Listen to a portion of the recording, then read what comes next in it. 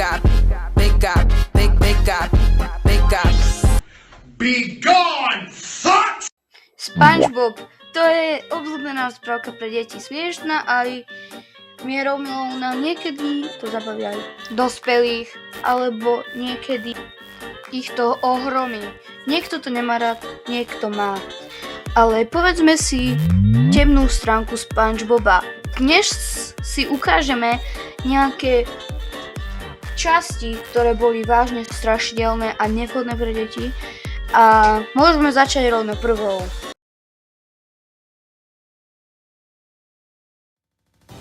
Nasty Patty, v preklade Hnusný hambáč. 3. séria, epizóda 4. Tento diel sa začína krásnymi palmičkami, ale potom príde inšpektor a pán Krabs si dáva kúpeľ. A pán Krabs ho zacíti až zo svojej vani. Pán Krabs začne panikariť a vysvetľuje SpongeBobovi, nech všetko dodrží, ale SpongeBob povie, že to všetko zvládne. SpongeBob vysvetľuje, že šupavý krab je najlepšia reštaurácia. Pán Krabs povie, Čo pak vôbec nemáš mozek? SpongeBob je tak trochu tupec. A tak si inšpektor objedná všetko na jedálnom lístku. Ten sa do toho hneď pustí. A začne ho krmiť všetkým, čo majú. A keď si je všetko, tak chce ešte posledný krabí hamburger. SpongeBob a krab začnú slaviť, keď v tom vidia v televízii, že inšpektor hygieny je podvodník. A aby mal iba jedlo zdarma. To pána Krabsa naštvalo. Povedia si, že mu ho dajú, ten posledný hamburger.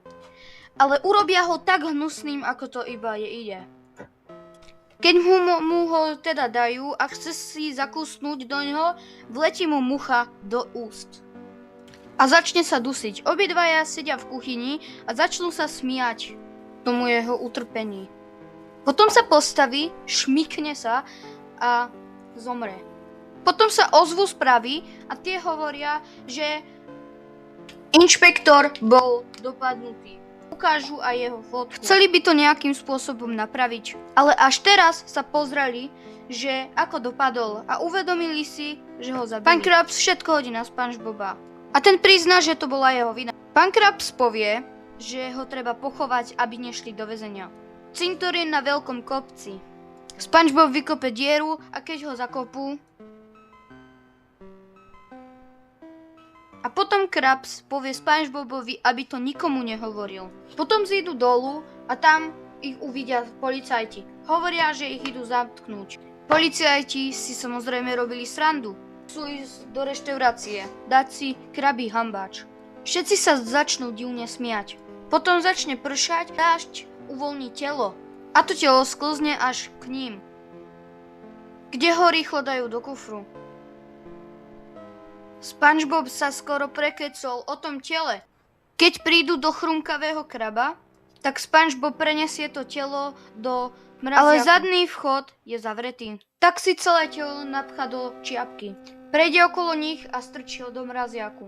A v tom sa začne ozývať policajtom vysielačka, že niekto zakopal telo. Policajtka chcela a preto si ho išla zobrať do mraziaku, ale keď už uňho je, tak pán Krabs takto všetko hodí na SpongeBoba. Ale keď pani policajtka otvorí mraziak, nikto nikde. A myslela si, že to bol iba vtip. A všetci sa začnú smiať. A potom príde niekto, kto vyzerá ako mŕtvola.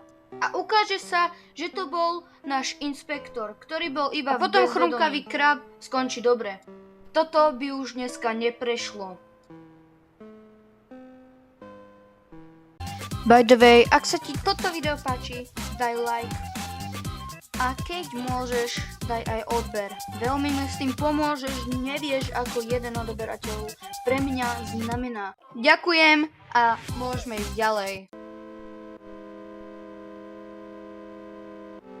Great Gear Shift. 2. séria, 16. diel.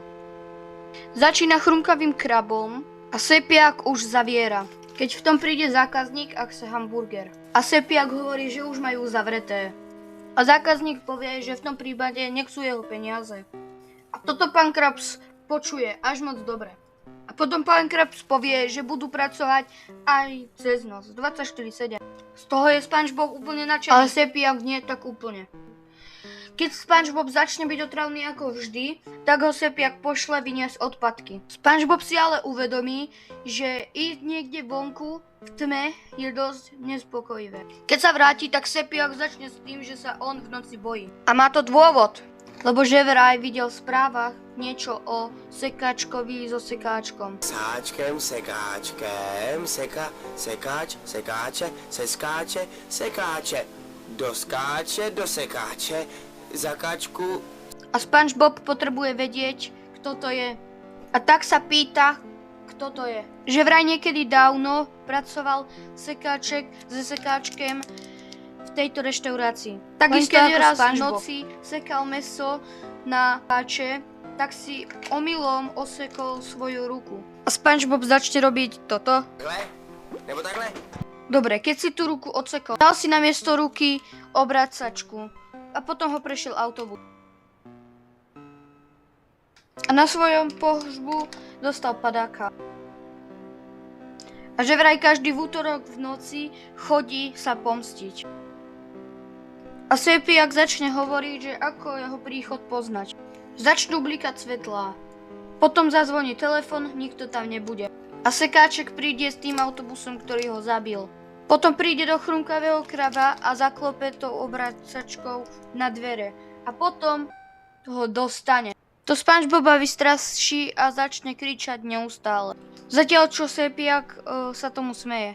A potom SpongeBobovi povie, že to je iba vtip, že si to vymyslel. A SpongeBob sa začne tomu smiať. A potom sa vraciame do reštaurácie až v noci, keď už tam nikto není. A Sepiak počuje divné zvuky, to je iba SpongeBob. Potom začnú blikať svetla. Hovorí SpongeBobovi, že nech toho nechá, ale on to nerobí. Potom z niečoho nič začne zvoniť telefon, ale nikto tam není. SpongeBob začne hovoriť, že Sepiak to iba hrá. Ale to je práve to, nehrá. Sepiak začne vyšilovať. Potom začne vytekať zelený slíz zo stien. Podľa toho príbehu, čo si vymyslel. Potom príde autobus a vystúpi iba jeden zákazník, ktorý vyzerá ako niekto, kto má obrácačku miesto ruky. A Sepiak dostane panický záchvat. Keď SpongeBob popíra, či to môže byť skutočné, tak mu Sepiak povie, že to nerobí on. A takisto ako Sepiak sa na smrť vystraší. Vojde dnu a ukáže sa, že to je iba žiadateľ o prácu, ktorý mal na svedomí ten telefón. Hovoril, že sa bál. A kto vlastne môže za tie svetla? Upír? Sakra, to je úplne najdivnejšie z toho príbehu. A teraz ideme úplne na poslednú a najstrašidelnejšiu epizódu. Toto je chyba, prosím vás pekne. A nemala byť ani v telke. V roku 2005 bola v telke a nemá ani názov. Táto epizóda začína s textom pomoc alebo help. Stále dokola. SpongeBob ide z domu a zakopáva o svoje šnúrky.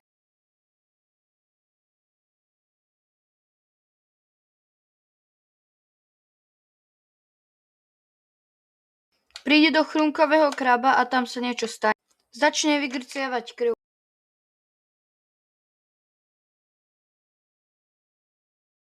Potom sa to strihne na obrázok jeho domu v noci a potom na Garyho. Potom sa stane toto. Toto je pekne hnusné. Toto vytvoril jeden týpek. A toto bolo v telke, prosím vás pekne. Ak sa ti toto video páčilo, nezabudni dať like a odber. Uvidíme sa na budúce a ahoj.